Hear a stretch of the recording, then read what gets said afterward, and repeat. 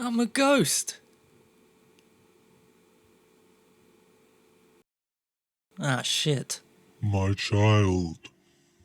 God? Yes, it is I. Walk into the light. Can't do that, mate. I'm in the middle of a video. Fuck you then. My man. Satan? The one and only. You want to come to this party? It's banging. Alright, let me finish this video and I'll come see you. Nice one.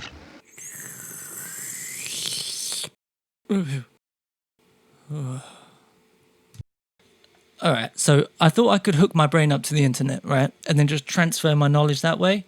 But then I died, then I became a ghost, then I met God, then I met Satan, and he invited me to a party. And I told him no because I want to finish the video. And then I got bored of being a ghost. Then I came back to life again. And now I've got awesome psychic powers. So all that means I still need to use like words and pointing at things to teach and transfer my knowledge, right? So let's just get into it, whatever. This video is about compression. For a lot of producers, compression can just seem like a weird black box. Like you throw some sound into it, some stuff happens, sound comes out, and it's different, but also the same. If you watch until the end of this video, you're going to understand compression inside out, what it is, how to use it, when to use it, and at the very end of the video, I'm going to cram your brain with all the best tips that I've learned in my 16 years of producing music. Just like last time, I'm going to put like timestamps on the screen, just in case you've downloaded this video from Pirate Bay or something. But I do recommend watching this video again and again and again and again and again and again and again and again and again and again and again and again and again and again until your ears bleed, because it's the only way that you can get good at life. Also, the other only way to get good at life is to like this video, subscribe to me, comment, send me flowers, give me money, date my parents, plant a tree in my honor, all in that order. I think the main reason that compression is so misunderstood is because it's not that easy to explain very simply. So in order to understand what compression is, let's first take a look at the problem that it's trying to solve. Listen to this guitar recording that I've put together.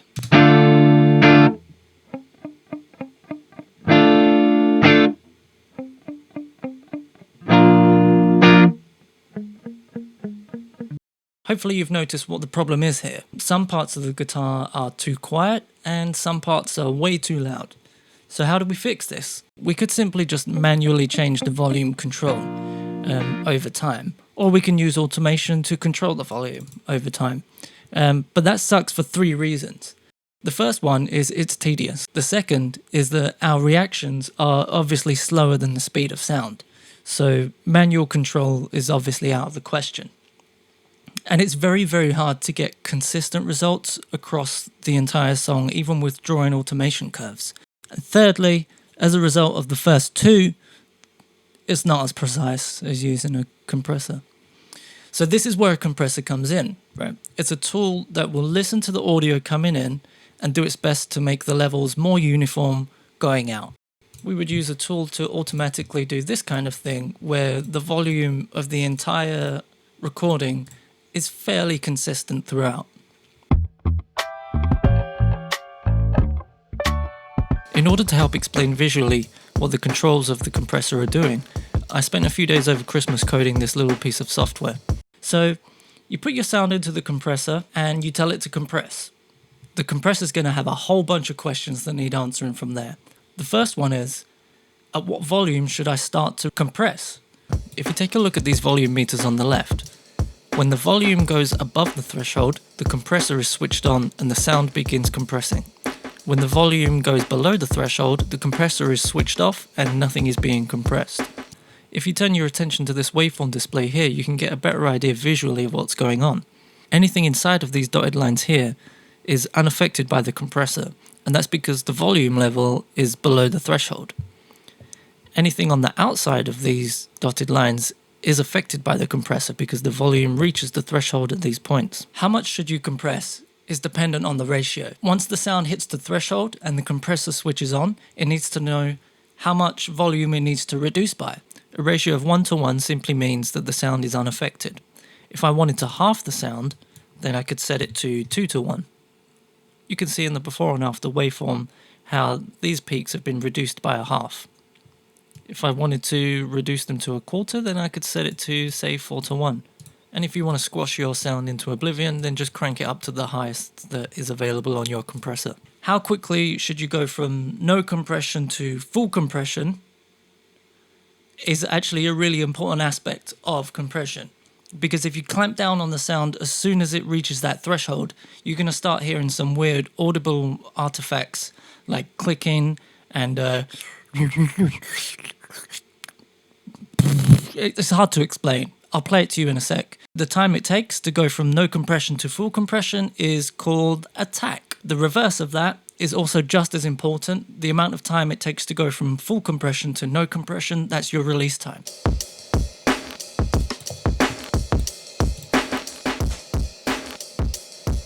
Once we've compressed our sound down, everything's going to be quieter because we've compressed the sound. So then you need to make the decision of how much you want to increase the volume after compression, and this is called the makeup gain. So now that you understand all of the main controls of a compressor, there are a few extra controls that some compressors have that I think are worth a mention here. The first one I'm going to talk about is called the knee. What do I mean by knee? As I adjust the threshold, we can see the effect that it has on this graph here. As I affect the ratio, we can see the effect that it has here. So, as I mentioned before, a ratio of 1:1, the input volume matches the output volume. And as we increase the ratio, the input volume gets reduced more and more and more and more and more and more and more. This part here, where the threshold and the ratio begin to affect the sound, it's quite pointy, like this on the graph. We can actually change that from something that's super pointy and abrupt to something that's more gradual and slopey. That's what the knee is for. As we increase the knee size, you can see that we're actually getting more of a slope between this change as opposed to just a hard cut. M compressor has two types of knees. It has this soft knee here, and it has a linear knee here. I think this linear knee makes it a little bit more obvious what's actually happening here. What is happening here is as we increase the knee, we are allowing sounds before the threshold gets passed to be compressed just a little bit in order to gradually increase the amount of compression that we're applying. There's another control that is really, really important, especially for like electronic music, and also especially when you're trying to balance the volumes of a kick drum and a bass guitar, and that is sidechain. What sidechain allows us to do is it allows us to listen to one sound and use that as the basis to affect another sound. So for example, if we have a bass guitar playing and we have a kick drum that's also kicking, if we want to reduce the volume of the bass guitar every time the kick drum kicks, we can sidechain the kick drum to the bass. So the compressor will compress the bass, but it's listening to the kick drum. You know what I mean? I think that makes sense. Kick drum goes loud, bass goes quiet. Kick drum goes quiet, bass goes loud. Like that. Or, I don't know, say you've got vocals and guitar. The vocals go loud, the guitar goes quiet. Vocals go quiet, guitar goes loud. Just like that. They have a inverse relationship with each other. It's also worth noting that not all compressors are the same. Not all compressors have the same options or range of controls that we went through today. So for example, LA2A style compressors simply have gain input and peak reduction, and that's it. But the concepts are still there, and under the covers, behind the scenes, the software itself is deciding for you what is the threshold, what is the ratio, what is the attack time, what is the release time, all that kind of crap. So if you can understand and you can use all of the controls that we went through earlier, then you can literally understand any compressor that is out there. I think I can hear my vampire wife trying to get in from the front. So let's go to a commercial break quickly while I just try and reinforce the door. I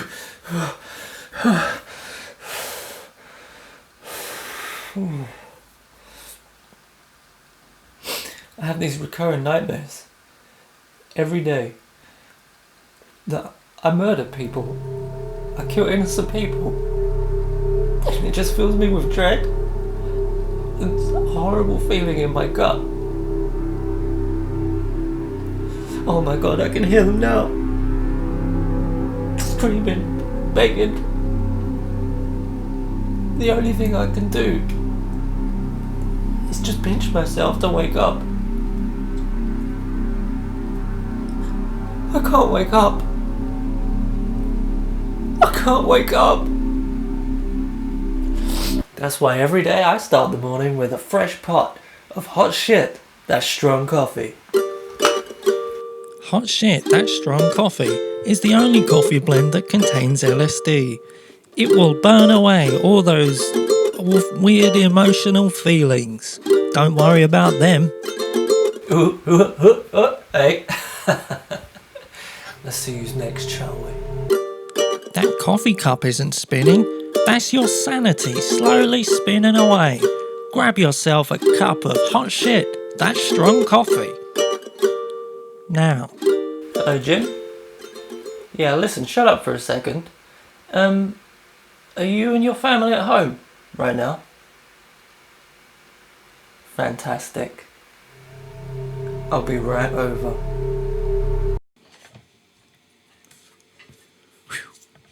Back. Nighttime terrifies me now. Now that I know my wife is a vampire and constantly trying to eat me. My life is a living hell. Pretty sure she wants it that way. Okay, so it's time for tips. Tip 1, always have intention. What I mean by that is always have a goal up front. Always know why you're compressing. Don't just compress for the sake of it. Usually what I will do is I will balance all the individual tracks of a song together, just using the volume dials. And if that's not enough, and it seems like I need to do more to balance those levels, that's when I'll use a compressor. Tip 2, don't bother with presets, ever. Never ever bother with them. Start from scratch, use all of the controls you can, try everything you can, and just use your ears. Tip 3, think of attack as impact control. So the slower the attack, the more impact the sound is going to have, which is particularly useful for things like drums and bass and pluck guitars and, I don't know, squirrel sounds. Tip 4, think of release as subtle details. Quieter parts of a track can be made louder with a faster release time. So reduce the release time, quieter bits get louder. Increase the release time, all that subtle detail just gets squashed away. Squashed away. Tip 5, think of ratio as intensity. If you increase the ratio, you increase the intensity of the sound. Tip 6, never ever compress an instrument in solo. When you use compression, use it in the context of the full mix, so make sure you can hear everything. If you're compressing drums, make sure you can still hear the guitars and the vocals and all that crap. Not that I'm saying your music's crap. My music's crap. But, you know, I just mean all that stuff. Tip 7, similarly to my previous EQ video, always compare what you're doing. Turn off the compressor, turn it back on, change something, turn it off, turn it back on. Just A and B between before and after, so you never lose sight of the context of what you've actually recorded, and you can always verify that the changes you're making actually make sense. The ear adjusts to awful sounds super duper quickly. So if you're not switching back and forth all the time, especially after you make a change, then you're not really going to have a full understanding of what you're doing to the mix. Tip 8, automate stuff. For example, vocals.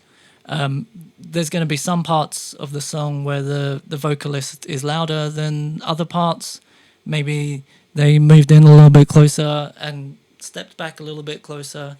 You can use automation to adjust for all of those subtle changes so you can get an even more level audio signal. Tip 9 is one that I do a lot myself, and it's called parallel compression. The easiest way to do it, take a track, let's say drums, take your drums, create a complete copy of that track, and compress the shit out of the copy. Boost the volume so it's just under the original track, to the point where if you remove it, the life kind of just drops out of the sound of the instrument. Tip 10, sidechain your vocals into your guitar. Like I mentioned earlier, vocals loud, guitar quiet, vocals quiet, guitar loud. Same with kick and bass. Kick loud, bass quiet. Kick quiet, bass loud. It's really hard to say. Tip, next one. Whenever you need something to have a really flat level volume throughout, but you want to retain the transients and the punchiness and all that kind of crap, use more than one compressor in series, as we would say. So like one after the other. You're always going to get a better sound if you have 2 or 3 compressors with more moderate settings compared to just one compressor like absolutely crushing the shit out of everything. Tip, another one. Auto release is the best. Always use it if it's available in whatever compressor you're using. If it's there, use it. If it's not, cry. And another tip, for things that play long sustained notes, try to have a longer release time. Start with maybe around 100 milliseconds and then just play with it from there to see what sounds good. For things like percussion, try to go even smaller than that. And another tip, if you're going to use compression, make sure you set every single control yourself. Make sure you use every single control and just listen to everything that every single control is doing. It's going to take you like a minute or 2 minutes to quickly go through all the controls and be like, oh, it sounds good here. Oh, it sounds good there. Whatever. Blah, blah, blah, blah, blah. I think for a lot of people, it's just all too easy to just like whack a compressor on, pick a preset, or leave half the controls on the default setting and then just be like, yeah, that's fine. It doesn't work that way. I don't work that way. But honestly, if you just spend the extra like 10 seconds tweaking the controls yourself, you're going to find that you get way better results. Way better results. Way better results. Way better results. Yeah, that's it. I'm done. I think like I've drunk too much coffee. I've got an itchy feeling in my brain. It's not every day you die and come back to life. So yeah, I'm gonna call it on that one.